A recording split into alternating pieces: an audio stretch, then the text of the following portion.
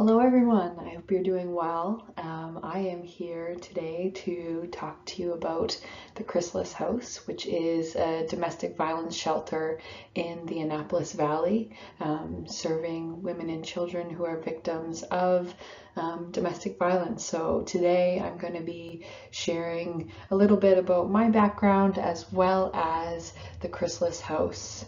But before we dive into the Chrysalis House itself, I think it's really important to offer you a background of what is domestic violence, what does it look like, and walk you through the cycle of abuse so that you have a better understanding of a small amount of what they might be going through when they attend the shelter themselves. Okay, so and I'll share my contact information with Scott. So if you have any questions or if you need any resources yourself, feel free to reach out through that email, and I'll be happy to support you in that way. Okay. So a little bit about myself before we dive in, so that you know the background that I'm coming from. So again, my name's Nicole Tibbetts. I currently am a full-time instructor at NSCC, and I also work as a clinical psychologist with Bauer Jacquard Psychological Services, which is a counseling private practice in Colebrook. And we're also doing some contract work with the Chrysalis House, being able to provide therapy to women and children right in the shelter, which is such a beautiful opportunity to reduce as many barriers as possible, because when we're dealing with those who are victims of domestic violence, they might not have the time to wait for the public system.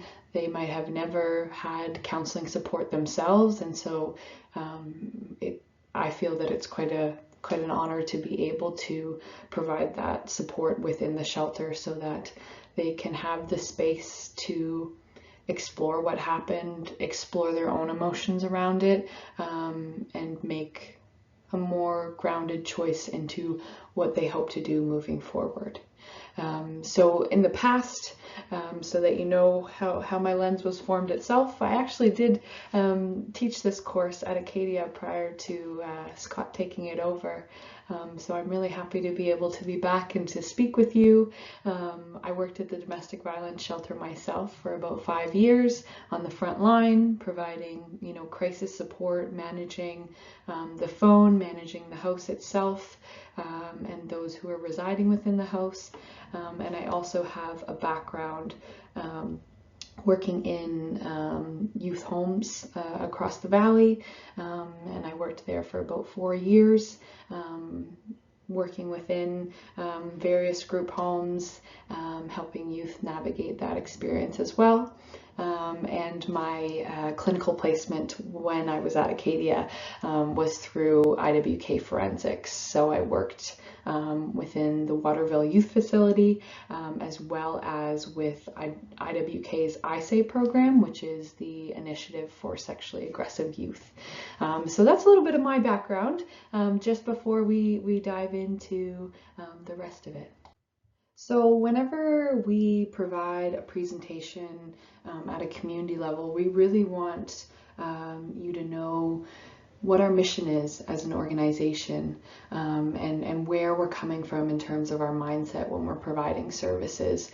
So at the first and foremost, we're very focused on providing a trauma-informed, non-judgmental environment, so that women and children feel as though they can share their experiences without judgment, without hesitation. And we also want to provide capacity building measures in terms of providing support, helping them with advocating for themselves, whether it's with organizations, with the agency, within their own personal experience. We want to provide them referrals to connect better with, opportunities and supports that are out there, as well as share resources to them so that they can learn as well. But not only are we focused on providing this for the women and children that are accessing our services, but we do have a strong initiative to build capacity within our community. So we want to let people know that we're here. We want to educate them on what domestic violence is and how to respond when someone might disclose domestic violence itself to you, as well as develop the ability of our community members to recognize the signs and feel competent in responding in that way. So we really try to take this non-judgmental approach while also offering the knowledge that we have to improve our community situation and hopefully improve the likelihood that someone will be able to receive supports when they're going through bouts of domestic violence. A mission personally as well is I really want to make people aware of what could constitute of violence, abuse, because we do hear a lot of individuals might justify, it wasn't as bad as other people might have had it, or, they didn't physically hurt me, so it's not as bad as something else, or it might not constitute as domestic violence. And it's very important that we share all of these different things on your slide are instances of abuse. So whether it is physical, and that can be, gesturing, but it also can be physically hitting, stabbing, punching, burning, anything that is physical towards someone. Abuse can also be sexual, right? And that can be unwanted touching, right? It can be full-blown assault. It can be gestures and also someone exposing themselves to you. All of these can be sexual abuse. But other abuse levels that aren't as widely spoken about is, when we're getting down to financial abuse, which can be, restricting the access that you have to funds, right? Managing your money so that you aren't able to access it without this person's permission. It can be someone taking money from you. And ensuring that you only have a small amount to work with yourself, if any. So there can be financial restriction as well. And finally, there is the aspect of emotional and psychological abuse. And so this can be this part of, verbally attacking someone, but it also can be degrading them and making them feel worthless. It can be threats like, if you leave me, I don't know what will happen with the dog. Or, I don't think that your parent would like to hear about this. Anything that can be taken as a threat, that can be used to coerce someone, to keep them submissive, to keep them with you, manipulation and stalking. These are all emotional and psychological abuse, because it makes us doubt ourselves, doubt our safety, or it makes us feel like we are, if we do anything, it will be at the harm or the expense of someone else. And someone makes us feel, they make us feel trapped, and they make us feel as though we don't have any options. Okay, so these are the different types of abuses that we see.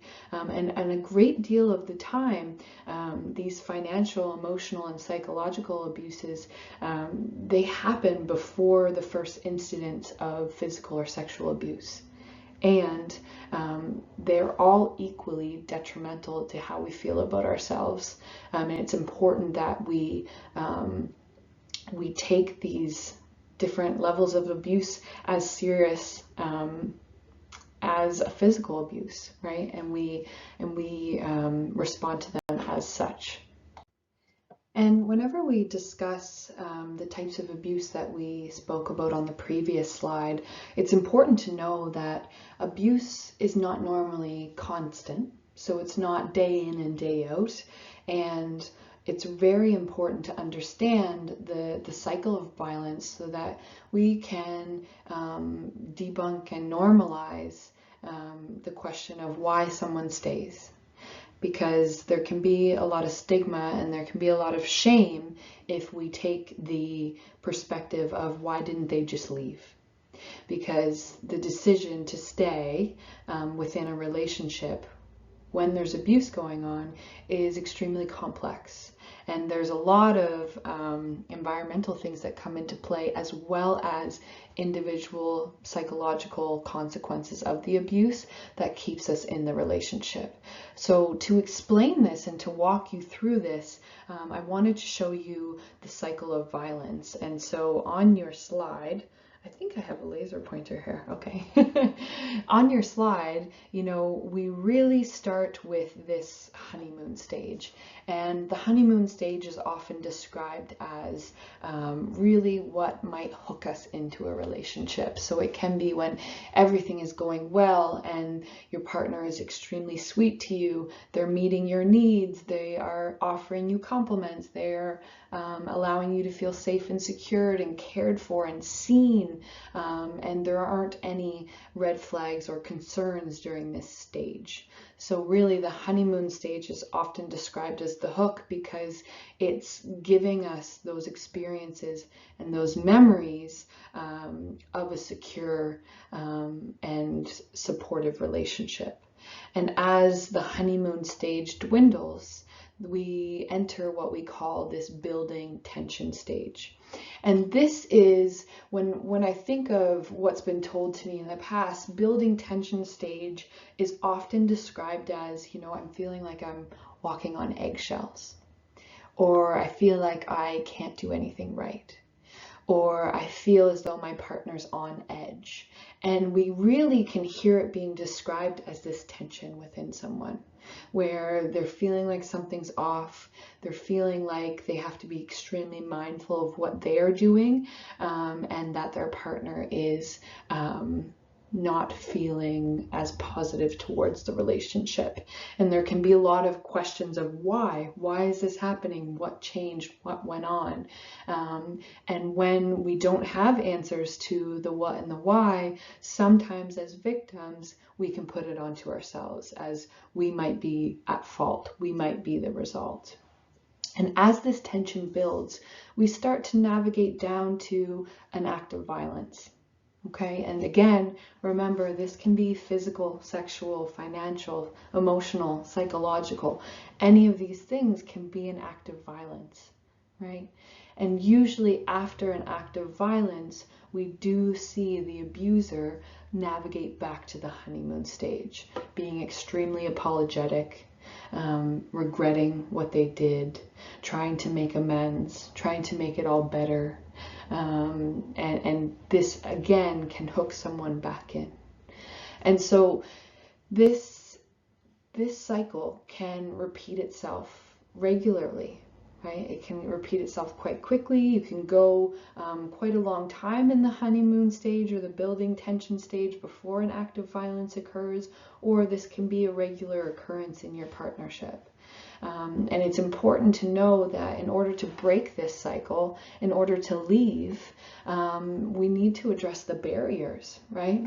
The barriers can be, do I have support to lean on? Do I even have resources, whether it's financially or a place to go or a place to be safe? Am I safe when I'm leaving? Socially, psychologically, perhaps the abuser has told me that if I leave them, they're going to harm my family members, or they're going to take away my pets and I'm never going to see them again. That's a barrier that we want to address. But there can also be psychological barriers. Perhaps I've lived in this cycle for so long that I'm experiencing what we call learned helplessness. And learned helplessness is a psychological factor involved with this abuse that, I don't believe that I can get out, or I don't see a future where this abuse doesn't exist, or I feel like there's nothing I can do, and I feel extremely helpless as a result of not being able to end this cycle.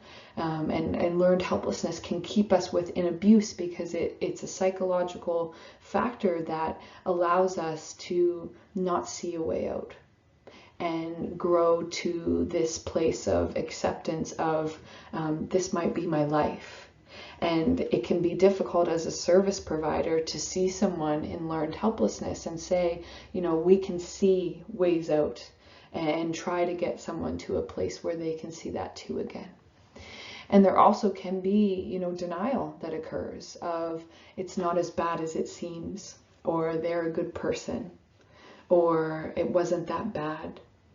And all of these acts of denial can be a way to psychologically protect ourselves. Because if we're truly looking at it at face value and we're truly absorbing it, that can be a very vulnerable position. And so denial can sometimes be done to protect ourselves within this cycle of violence. And so it's really important to be aware of those things, of when we're saying, why doesn't this person just leave? Well, maybe they feel as though staying in this relationship is protecting those around them. Maybe they're engaged in learned helplessness and they feel as though I can't even problem solve or think ahead because I feel like I'm stuck here. I feel like this is my life. Or perhaps, they've been so isolated as a result of the abuse that they no longer have any friends. They no longer have contact with their family. They no longer have a phone. Right? Perhaps they're so isolated from the outside world that they aren't able to know what's out there for them. Perhaps they have no financial resources because that's been taken from them. Right? So it's very important to be aware of barriers that can come into play. And we know that one of the biggest barriers right now is pets, because pets can be such an important attachment figure in someone's life when they're undergoing abuse, that what's going to happen to my pets, right? Or where can they go? Because a lot of shelters don't have space for pets. And so that can be a huge reason that someone stays in abuse. And also I want to highlight this statistic here, because we do know that it can be a very, very dangerous time to leave. And out of all of the deaths that occur, spousal homicides is what we specifically call it, 75% of them occur right after leaving. So it is a very important time to protect someone as soon as they're leaving. Because if we're trying to break this cycle, someone's very vulnerable to be at the hand of harm. And it could be serious to this nature, that someone's potentially at risk of dying if they leave abuse. And so it's really important that we recognize how vulnerable someone is when they're first leaving, and we protect them as best as we can. And so when we're talking about abuse and we're trying to gauge the seriousness, we do use risk assessments to gauge the likelihood for violence to reoccur, the potential for that violence to be lethal, and we try to figure out a designation of where a person falls on this scale so that we can use the resources that we have appropriately. And there are very common risk assessment tools that we have out there, but when we look at in the Valley, we fall on the ODERA, which is the Ontario Domestic Assault Risk Assessment. And I pulled up this risk assessment so that I can share some examples of what would be on this risk assessment. And so this is, again, the likelihood that violence will reoccur and the potential for lethality. So the more flags that are seen or observed from this risk assessment, the higher these indicators are to be. So indicators can be if there's been a prior domestic assault, a prior non-domestic assault, so that could be any other person in this the abuser's world other than their family. It can be a prior sentence, failure on prior conditional release. There can be, a threat to harm or kill someone, confinement of the victim, if the victim is highly fearful of a future assault, if there is more than one child altogether, if the victim has a biological child with another partner, and if there are indicators of substance abuse problems, if there was an assault on the victim when they were pregnant, and if the victim is facing at least one of these barriers to support, and that can be having children, not having phone, not having access to transportation, if they're living in a place where they're extremely isolated, so we see that in rural areas, and if there is alcohol or drug consumptions during the problem. And so we really look at these indicators and we say, are these present? And the more that are present, the higher the likelihood that violence will reoccur and the higher likelihood of lethality. So that's really what we use as a risk assessment tools from both the transition house staff as well as victim services, the police, to try to communicate and allocate our resources appropriately. And I really wanted to share some statistics with you so that we can really understand the prevalence of domestic violence itself. And so between 2001 and 2020, 34 women in Nova Scotia were murdered by their partner. And we know that, domestic violence does occur against male victims, but we see that the predominant victim in domestic violence instances continues to be female identifying. And we know that female victims are more likely to be designated as high risk. So when we do that risk assessment tool that we just spoke about, women or female identifying individuals are still more likely to be designated by high risk by a significant amount. And so these statistics are coming from the Status of Women report. So if you're ever interested, you can always Google Status of Women report. And there's a report that comes out yearly so that you can understand what's going on in your community around domestic violence. So now that we have an understanding of domestic violence, what it is, the prevalence, and the severity that we're dealing with when we are working with those who are suffering from domestic violence, it's really important now that we tell you about our organization and our mission and why we're here. And so the Chrysalis House came about in 1985, and we currently have 20 staff. We have day workers, so these are individuals who are focused on women's outreach, for children's outreach, to have programs. We have part-time workers, casual workers. We have recently acquired a chef, an in-house chef, to teach the women culinary skills, to take the stress off of, making lunches and breakfasts for their children as they're headed to school. So we're very lucky to have our chef. We've just acquired a contract to allow me to provide psychological work, and a colleague of mine is also on contract to provide psychological work for children in the shelter, and it's a beautiful thing to be able to meet the women and children where they are. They can show up to their sessions in their jammies, just come right down from their room, and we can be in the place that's safe to them, especially for those who are high risk. We wanted to make sure that they had access to therapy support in person within the shelter, where they feel most comfortable. And we have our wonderful executive director, Ginger McPhee, who is really the one who is out and providing these resources and advocating for us and finding these grants as well. But we're very lucky to have her with us. And we have a 15-member volunteer board of directors. So this is a group of our community members that come together on a monthly basis, and they support us. They fundraise for us, they advocate for us, and they really make sure that we have what we need to do the work that we do. And so the Chrysalis House is a member of the Transition House Association of Nova Scotia. We call it THANS. And so if you ever Google this, then you can see all of the domestic violence shelters that are a part of this organization. And THANS is a fantastic organization that continues to advocate for us and provide research and really inform the community at a national level of the importance of domestic violence work. So we're very lucky to be a part of THANS. And so the Chrysalis House itself, we are open 24/7, 365 days a year with staff.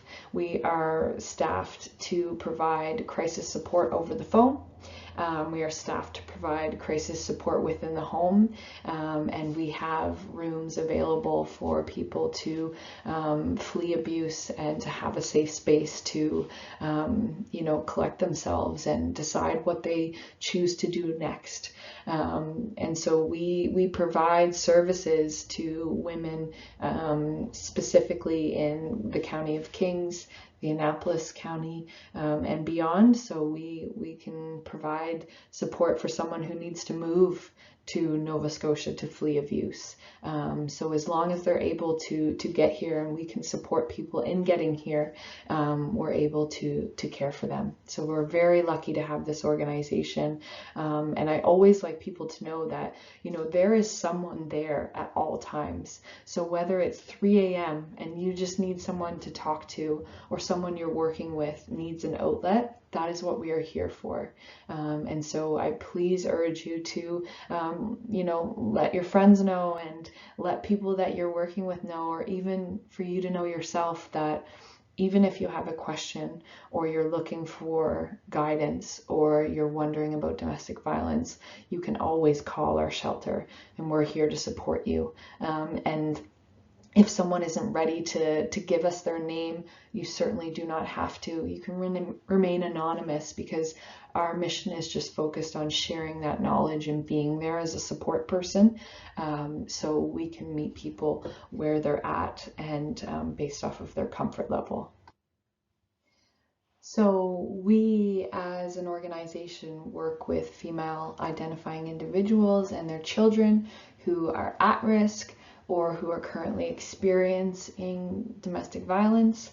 And it's important to know that domestic violence doesn't have to just be with your intimate partner. It can be within your family, it can be a roommate situation, it can be abuse from your friend, it can be abuse from your neighbors, whatever it might be. If you are experiencing violence, there's a likelihood that it can be categorized as domestic violence.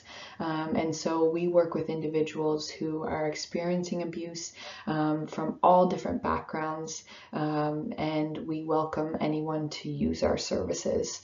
And not only do we work with these individuals, but we also work with our community, our government agencies, our schools.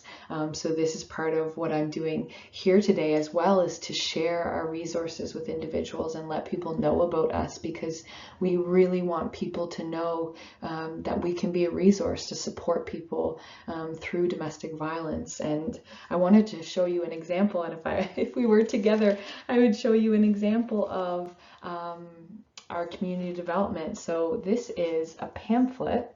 I don't know if I can, I'll put it in front of my face. This is a pamphlet. It's a Safer Communities pamphlet. And this really is a pamphlet that we created for our community as a response to people feeling as though when disclosure is happening, people aren't feeling equipped on how to manage it and how to deal with it. So we created a pamphlet that we share with our community to let them know signs of distress. Okay, so that they can identify emotional, physical signs of distress. They can figure out how to create an open environment for someone who is experiencing domestic violence. We shared resources.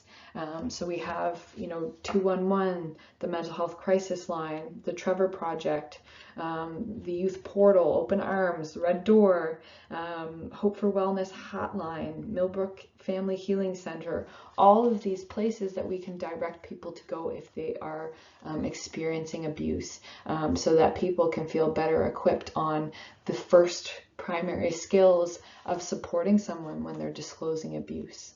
And so these are just the small amount of things that we do for our community to try to build capacity from our community members so that they feel better equipped to support individuals through domestic violence.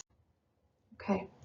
And while women and children are in the shelter, we provide them with a roof over their head. We provide them with basic needs, food, toiletries, clothing. Sometimes people show up with just the clothes on their back, and they have to start over. And we're able to provide them with basic needs that they need and find them clothes and really support them in that way. We also provide them with counseling support and support in general of navigating a new situation. We help them with advocacy, so that might be attending doctor's appointments with them, attending lawyer appointments with them, so that they feel like they have people on their team to help explain the process, to help navigate the process. We have in-house women and children's programs. We have programs around art. We have programs around navigating emotions. We have programs around building up your financial literacy. And we also have outreach services where we have individuals designated to go out into the community and support families who are in contact with us and provide them similar supports in that way. And now that we have a new shelter, which I'll show you on the next slide, we're able to bring in doctors and psychologists and therapists and sexual assault nurses, occupational therapists in our building, so that women do not have to go out to seek these services. And it's really important that everything that we provide is free. We want to ensure that we reduce as many barriers as possible. So we bring professionals into our building and we ensure that we try to cover the costs.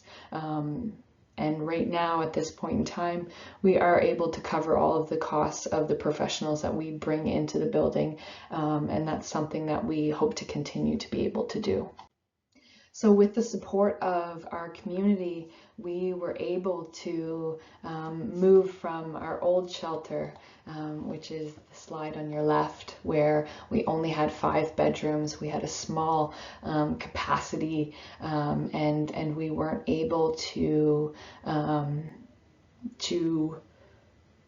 provide that support that we'd been hoping to. We were making do with what we had, but as you can see, this is a tall building. It was not as accessible as we would hope. It was difficult to navigate around, and so with the support of our community and fundraising, we were able to build this beautiful shelter. And it's new, and we've just moved in July 2021, and this is fully accessible. There's an elevator in there, so someone who has mobility issues can navigate the whole building, and they aren't left out of any area. We have program rooms, so the whole front of this building here is boardrooms, flex offices, so that we can bring the community into our organization, and it's fully secure, so anyone who comes into the front of the building isn't able to access the secure area, and the individuals that we're serving, their privacy is still protected. But we really wanted to be visible in our community so that people understand how often our services are being used. And we're right across from the police station, so we're very comfortable with being more open, more accessible, more visible in the community, because we have such strong security measures to keep those individuals safe whom are using our resources. So even though we are attempting to be into the community a little bit more, we're still able to provide that secret, probably not secret is the right word, but we're able to allow people to remain anonymous if they so choose to be. So we can meet both needs through this through this new shelter, and we are so fortunate to have a building like this so we can bring the community in. I just want to provide a quick snapshot. So this is when we moved in, so it does look a little bit sterile and not lived in, but we wanted to make sure that confidentiality was remained. So we took some photos prior to us moving in. And so this is an example of a room. We have handmade quilts from our community members to add, you know, some comfort and some hominess, and we have quilts that we're able to give to people when they leave, so that they have those resources and those comfort reminders. We have spots all over our shelter where it's just small reading nooks or places where you can enjoy the outdoors and you can sit and find quiet. We have you know, this is our kitchen, and so we're so fortunate to have such a large seating area. We actually have 2 fully functioning kitchens. There's another kitchen over here, so that, you know, 2 families can be cooking at the same time and it doesn't need to feel crowded. And so this is also where our chef works out of and provides meals, so that if someone might not have the capacity to cook just yet, they can just open up the fridge and there's plenty of meal prep meals that are focused on their dietary restrictions and their preferences, so that they can focus on healing. And this is an example of one of our living rooms where we have TV, we have a Roku, we have Netflix, whatever you need to feel comfortable. We have children's play areas, and then in the background is our secure backyard, my goodness. And this is where children can play and women can enjoy the outdoors without any fear of being seen. And all of our whole building is monitored by cameras and has security systems in place to make sure everyone feels safe. And just to wrap it up, I wanted to provide you with some stats. And so we are really focused on serving as many women and children as we can. I don't have the numbers for 2023, and this was taken in November. So I believe this number is closer to 110 by the end of the year in 2022. I just wasn't able to update it before this presentation, so bear with me. But when we look at 2021, the reason that this number is so low is because we were transitioning into our new shelter. So we were focused a lot more on community programs in the in our network or area. We were focused on crisis calls, and we were using our community partners to find housing for women and children, so that they weren't you know, disrupted by our move as well. So whilst this is a smaller amount of numbers, we were focused a lot more on outreach so that similar numbers of individuals were being met and being supported. And so I just wanted to finish off with ways of getting in contact with us. So we have an active social media page with, for example, posts like this, so it can build your capacity of supporting someone through abuse, so that if you are currently experiencing abuse, you can start to learn and build capacity in yourself in a way that feels manageable. We also have a Facebook page and a Twitter account, and so you feel free to follow us and be a part of our community and build awareness for our organization. And again, I wanted to leave you with our phone number and remind you that we're open 24/7, 365 days a year, there is someone here to provide guidance. Whether you are female identifying or male identifying, anyone can call this number and receive support through the phone, and we can find you resources. If you aren't meeting criteria to come into our organization, we can do our best to provide resources and numbers for you to navigate to and to contact. And so if you're ever working with someone in the future, please let them know that that's part of our job, and they don't have to disclose their name if they're not ready. We're able to provide as much support as we can over the phone as well. And I think that is it for me. If you're ever interested in volunteering with our organization or working for our organization, we always have up-to-date job postings on our website. We are currently looking for casual relief workers, so they'd be working shift work on the front lines. And so if you're ever interested, please take a look at our website. And I will leave my contact information with Scott. So if you are ever interested in learning more, please don't hesitate to reach out. I appreciate your time, and I really appreciate you taking a moment out of your day to learn about domestic violence and to learn about the resources available. You never know when you're going to come across someone who's in crisis or experiencing domestic violence, and to be able to have somewhere to direct that person and somewhere where support can be provided free of charge and with removed barriers. It's important to know about that. So I appreciate you taking the time to build up that knowledge and that capacity to respond to someone who may need it. So have a great day. Thank you very much for having me, and we'll talk soon.